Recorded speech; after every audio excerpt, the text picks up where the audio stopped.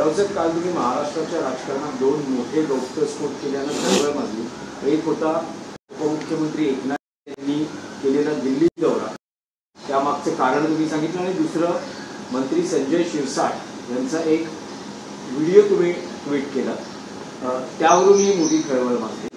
संजय शिरसाटांनी तुमच्यावर कायदेशीर कारवाई करण्याची प्रक्रिया सुरू केल्याचं कळलं। कारवाई या राज्याचे मंत्री माझ्यावरती का करतील? त्यांनी मला जर प्रबोधन केलं की बौद्धिक घेतलं तरी मी आनंदाने ते बौद्धिक घ्यायला तयार आहे। एक आक्षेपार्ह व्हिडिओ प्रसिद्ध झाला, समोर आला। मी तो प्रसिद्ध करण्याआधी आपल्या माध्यमातून तो इलेक्ट्रॉनिक मीडियावरती आला, ज्याच्यामध्ये या राज्याचे मंत्री आक्षेपार्ह स्थितीत, बाजूला पैशाच्या बॅगा आहेत उघड्या, काही बॅगा उघड्या आहेत, काही बॅगा बंद आहेत, काही बॅगा कपाटात आहेत, असा तो व्हिडिओ आहे। हा इन ऑफ पब्लिक, तुम्ही जनसुरक्षा कायदा आणलेला आहे ना, मग मी जनहितासाठी जर हा व्हिडिओ प्रसिद्ध झाला असेल, त्यामध्ये कोणाची बेअब्रू होण्याचं कारण नाही। त्यांनी त्याच्यावर खुलासा दिलेला आहे, तो खुलासा आहे तुम्ही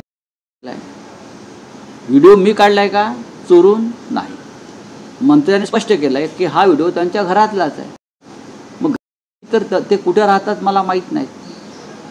बघा, हे संजय शिरसाट जे आहेत हे अतिविशिष्ट व्यक्ती आहेत, ते महात्मा आहेत, ते संत आहेत, आणि त्यांच्या संत पुरावे जर कोणी समोर आणले असतील त्यांनी, तर देवेंद्र फडणवीस यांनी आमच्यावर कारवाई करण्याला उत्तेजन देण्यापेक्षा या प्रकाराची चौकशी केली पाहिजे डीप।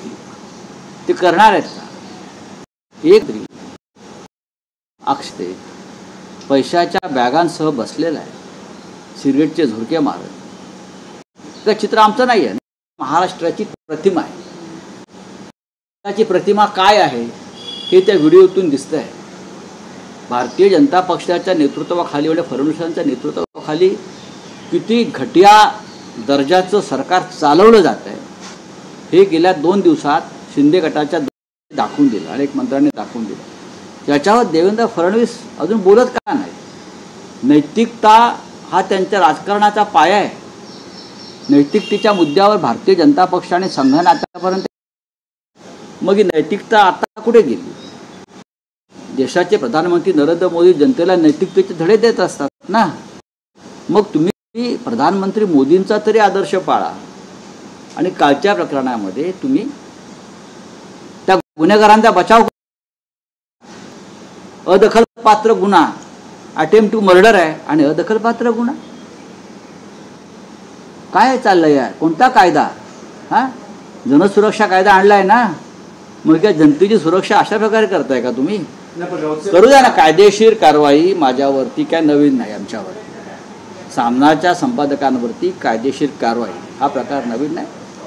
अशा प्रकारच्या अनेक नोटिसा आम्हाला येत असतात, सर्वच पत्रकारांना, संपादकांना येत असतात, आणि आम्ही in the interest of nation आणि स्टेट हे खटले आम्ही लढत असतो। संजय शिरसाट असं म्हणतात की घरातल्या जवळच्या व्यक्तीने हा व्हिडिओ काढलेला आहे, तसंच तुमच्यावर देखील त्यांनी जबरी टीका केलेली आहे की करू द्या ना। बघा, कोणाची दलाल आहेत, कोणाची दलाल आहेत असतील ना, ठीक आहे। पण रावसाहेब, त्यावर त्यांचं असं म्हणणं आहे की ती माझी कपड्यांची बॅग आहे, बघा कपडे होते।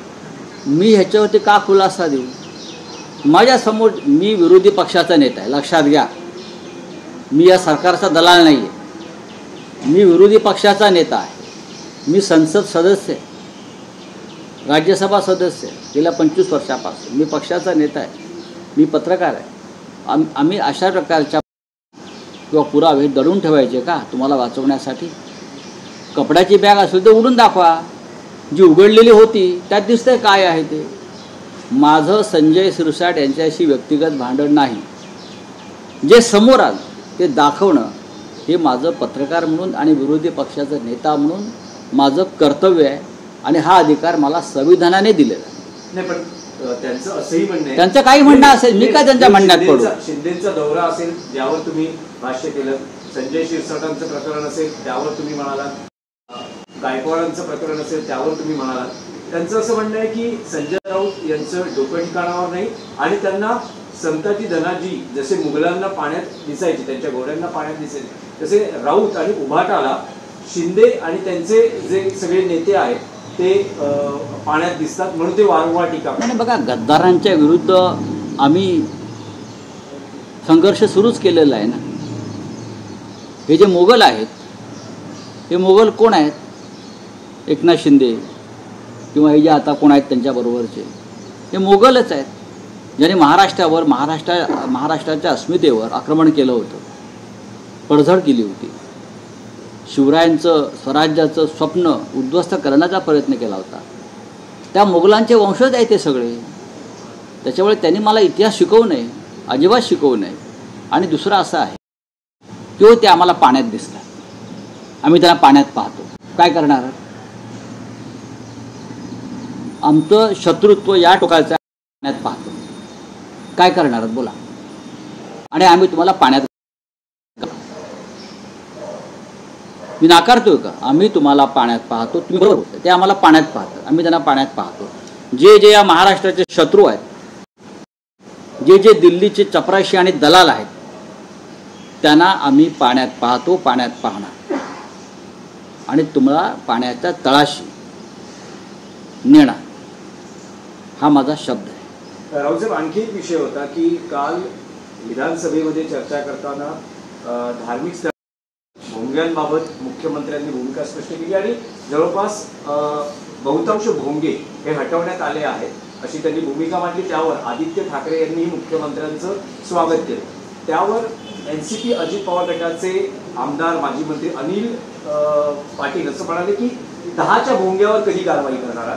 त्यावर मुख्यमंत्र्यांचं असं म्हणणं होतं की आतापर्यंत ध्वनी प्रदूषणाअंतर्गत कायद्याअंतर्गत कारवाई करण्याची मुभा आहे किंवा तसा अधिकार आहे, अजूनही वैचारिक प्रदूषणावर कारवाई करण्याचा कायदा झालेला नाही, असं ते का म्हणाले? स्पष्ट तुम्हाला टोला असल्याचं. मग अशी जर कारवाई असेल तर ती तुमच्यावर केली पाहिजे सगळ्यांवर, बरोबर ना?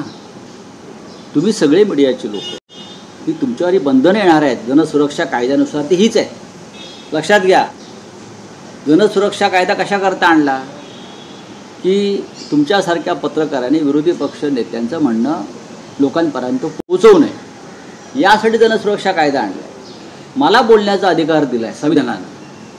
तुम्ही मला प्रश्न विचारताय पत्रकार म्हणून, मी तुम्हाला उत्तर देतो आहे, उत्तर परखडपणे देतो आहे आणि सरकारचं वस्त्रहरण होत आहे याची चिंता फडणवीस सरकारमधल्या गद्दार आमदारांना मंत्र्यांना होणार, टोचणार. आणि मला असं वाटतं जेव्हा त्यांना टोचतं तेव्हा हा जनतेचा आवाज बुलंद झाल्याचं, ही भूमिका जी ती योग्य आहे असं मी समजतो. करा ना भोंगा बंद. भोंग्याचा अर्थ समजून घ्या. भोंगा हा इशारा देण्यास, किंवा युद्ध सुरू होतं तेव्हा भोंगे वाजतात. पूर्वी गिरणी कामगारांना कामावर जाण्यासाठी, कर्तव्यावर जाण्यासाठी भोंगे वाजायचे. हे ह्या लोकांना माहीत नाही भोंगे का वाजतात ते, कळलं? आणि भोंगे माणसाला सावध करण्यासाठी, झोपेतून जागा करण्यासाठी भोंगे वाजवले जातात जगभरामध्ये. पण हे सगळे रिकाम्या डोक्याचे मंत्री, बरं का, ही मडकी करवंट्या आहेत, त्या रिकाम्या करवंट्या या सरकारमध्ये आहेत फडणवीसांच्या, आणि फडणवीस राज्यावर राज्य करतायत. त्यामुळे काय चाललं आहे महाराष्ट्रात आपण पाहत आहे. रावसाहेब, ईडीला आतापर्यंत सर्वोच्च न्यायालयानं अनेक फटकारलेलं आहे. त्यांची